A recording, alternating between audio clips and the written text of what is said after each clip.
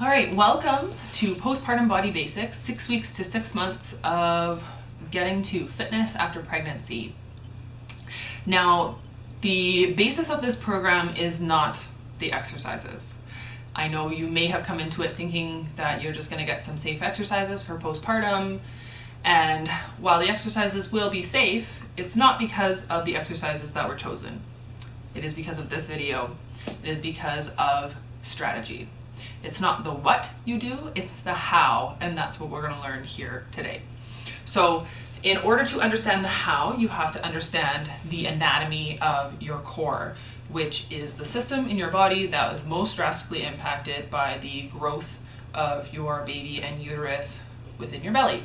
So the core consists of your diaphragm on the top, your transverse abs around the front, your pelvic floor at the bottom, and your multifidus in the back.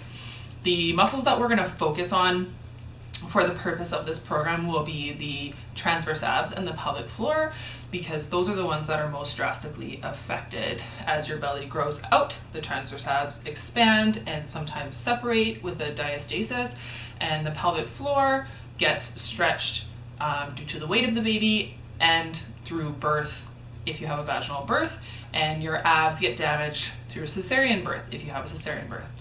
So the way that we work with those muscles is through breath and alignment.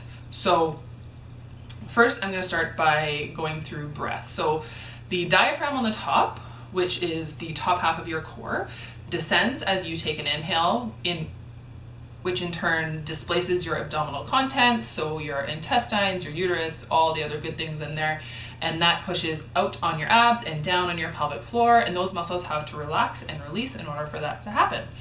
Now, when you're pregnant, your uterus expands and displaces a lot of those contents and kind of can create a bit of dysfunction in the way those muscles work, and sometimes those muscles can get turned off and they maybe don't fire appropriately. So we're going to work on how best to get those muscles working the way they need to work to minimize dysfunction, injury, and symptoms as you return to exercise postpartum. So the way that you can start to maximize the function of those muscles is through alignment. So you want to think of your ribs and your hips and make sure those are aligned. So your ribs at the top, you want to make sure that the bowl under your ribs, which is your diaphragm, kind of sits like an upside down bowl underneath your ribs, and you want to make sure that it's nice and level so that it lines up with your pelvic floor, which kind of sits like a bowl at the bottom. So they create a bit of a canister along with the abs around the outside, and they kind of work together. So for your ribs, you want to make sure that they're nice and down and aligned with your hips. You don't want them thrusting way up in the air, and you don't want them squashed down into your belly. You want them nice and aligned. And you want, one way to make sure your ribs are pointed in the right direction is to look at your breasts. If your breasts are pointing forward, you know that your ribs are likely in a decent alignment. And for your hips, you want to think of your hip bones and your pubic bone, and you want to make sure that they are either stacked vertically, or if you're on your back, stacked horizontally. So from a laying down position, you will want your back of your ribs to be in contact with the floor, and you will want your hip bones, or the pointy part right where your waistband sits, and your pubic bone to be level like a tabletop. So you can put your heel of your hands on your hip bones, your fingertips on your pubic bone, and just rock back and forth to find that nice level tabletop position. And then from there, make sure that the bottom portion of your ribs are in contact with the floor. And then from here, I like to put my thumbs on the bottom of my ribs and then my fingers on my hips, and just feel what that feels like when my ribs and my hips are in line. So that is alignment from the laying position. Now, from here, we're going to think about incorporating those muscles now that we've got them in the best position possible to get them firing appropriately. So we'll start with the abs. I like to lift my shirt so that my belly skin is exposed to get the best perception of how these muscles are functioning, and I'll bring down my pants a little bit too so that I can get a good contact here. So here, now that we've got our alignment, we want to think about just feeling our belly, and at this point we can check to see if there's any abdominal separation that we need to be mindful of as we return to exercise. So how do we do that? From this laying position, you'll put your fingers kind of flat like this, and just above your belly button, kind of press them into your belly, and then with your fingers there, lift your head and shoulders up off the ground. And you'll feel your two six-pack muscles, or your rectus abdominis, engage as you lift your head and shoulders. So it's not a full sit-up, it's just head and shoulders off the ground. And then you'll feel if there's any sort of gap in between those two muscles kind of throughout. So you can check right at your belly button, kind of halfway up to your ribs, and then halfway down to your pubic bone. And just feel, we're just noticing, is there a gap there? And if there is, that doesn't mean there's anything wrong. It's very normal to have an abdominal separation during and in the first 6 months after pregnancy.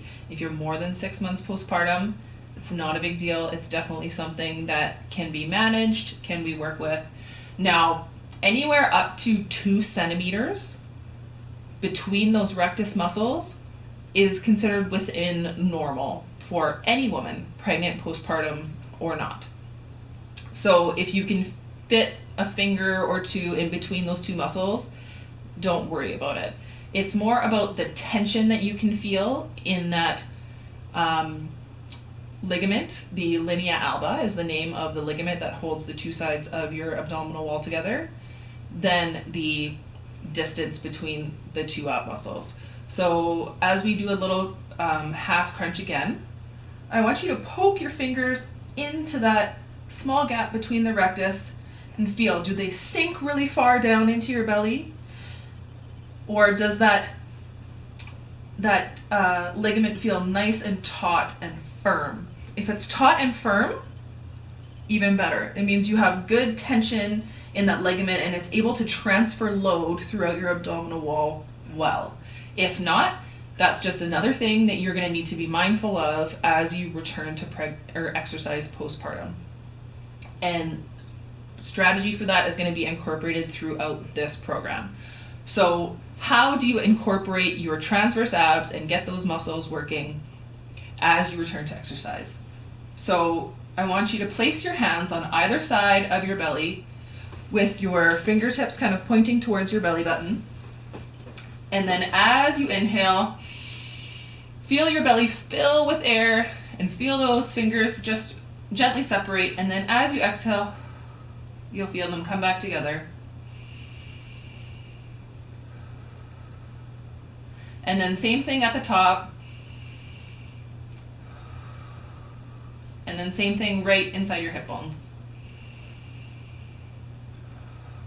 So that's your transverse abs just naturally engaging as part of your respiratory system. So how do we actively engage those muscles to get them working for us when we exercise? So same thing, I want you to inhale, feel those fingers come apart. But on the exhale, I want you to think about using your abdominal muscles to pull your hip bones together. Now your hip bones don't actually move. It's just a cue to trick your brain to get those muscles working.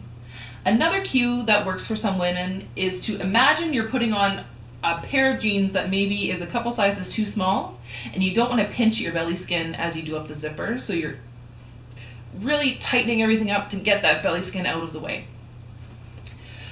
So you're inhaling, filling that belly up, exhaling, pulling those hip bones together, using those abdominals, and you can feel the difference in your belly when you do that. So just kind of move your hands around and feel what your abs feel like as you inhale, let those abs relax. Exhale, pull those hip bones together. You should feel some horizontal tension across your belly, and maybe just a slight sinking in. It's not a sucking in or pulling your belly button to your spine. It's a horizontal, just a gentle sink in. Some find it helpful to think about pulling your belly button up towards your heart. So not directly back, but kind of up and in a little bit. So just play around with different things and see what works to get those abs engaged. You should feel, if you put your fingertips right inside your hip bones, you should feel those muscles tensing up, but they shouldn't be bulging into your hands. If they're bulging into your hands, you're doing too much. At the same time, your pelvis shouldn't be moving when you're doing this. Your pelvis should be staying still. It's a very, very gentle movement.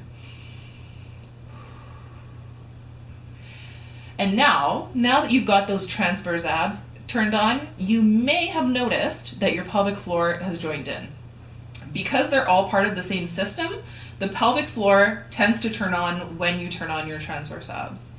Now, if it's not, that's okay. It just means you have to focus on being a bit more mindful of engaging that pelvic floor in exercise. So we'll do the same thing. And then now when you think about pulling those hip bones together, I also want you to think about what your pelvic floor is doing. So you might feel some tension, you might feel some drawing in, you might feel your vagina or your anus getting tighter. Now, if you're not feeling that, let's talk about some cues that you can use to help get that pelvic floor engaged. So on your inhale, I want you to feel that pelvic floor relax and lower or release.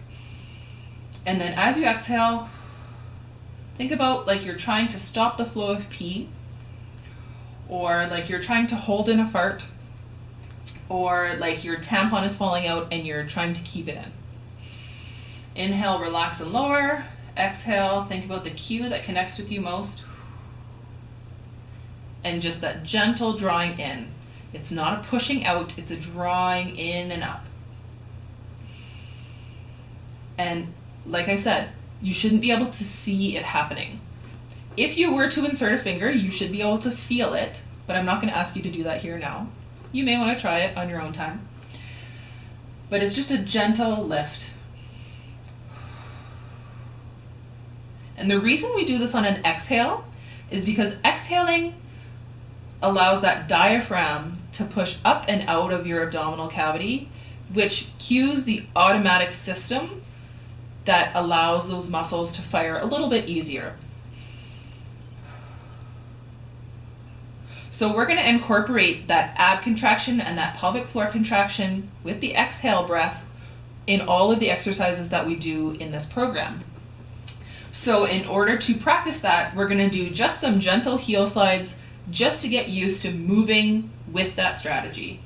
So I want you to inhale, and then on your exhale, you're going to do your ab contraction, your pelvic floor lift, and then you're going to extend just one foot so that your leg is straight out, very gently and slowly, with your heel touching the floor, and then returning it back to start. So your inhale, fill up, exhale, engage, and slide that heel. And then return it back to the start.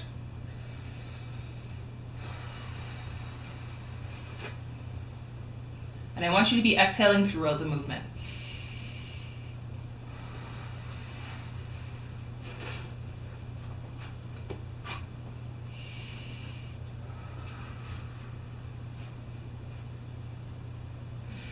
Now, as you're moving that heel, I want you to think about using your abs and your pelvic floor to keep your pelvis from wobbling. Your pelvis may want to dip to the side as you extend that leg. So I want you to use your abs and pelvic floor to engage and keep your pelvis as still as possible.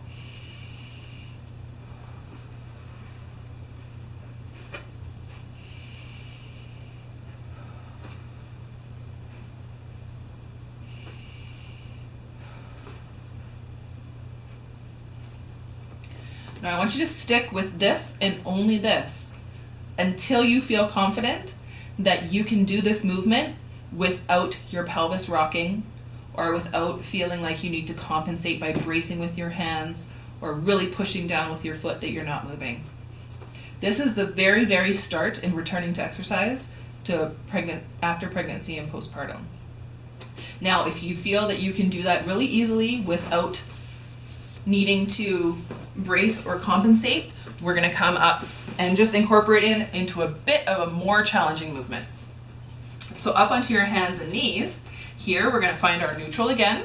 So your pubic bone and your hip bones are parallel to the floor. Your ribs are down and in line with your hips. Shoulders and knees over your hands, or shoulders over your hands, knees under your hips. And then from here, inhale and fill up and relax. Exhale, engage those abs and pelvic floor. And I want you to just lift one hand up over your head while keeping your core and hips as still as possible. Same thing with the other side. And then once you feel confident with that, I want you to lift one leg out behind you. Same idea, keeping everything still and sturdy.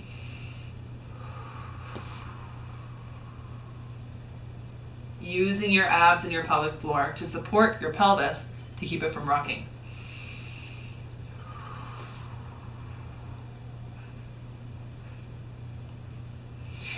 And once you feel confident that you can do that without rocking or flopping, then you can progress up to more advanced movements and progress on to the beginning of the program. So just to go back from the beginning, your transverse abs, your pelvic floor, those are the two muscles that are drastically impacted by pregnancy, postpartum, and birth. And so those are the two muscle groups that we're going to be incorporating to all the movements. So on your inhale, you feel everything relax and let go. And on your exhale, I want you to think about those cues that helped you connect with your abs and your pelvic floor and engaging them as you go through your movements. And I will give you cues as to when to engage, when to inhale and exhale throughout every single exercise throughout the entire program. So now it's time to jump into the actual workouts.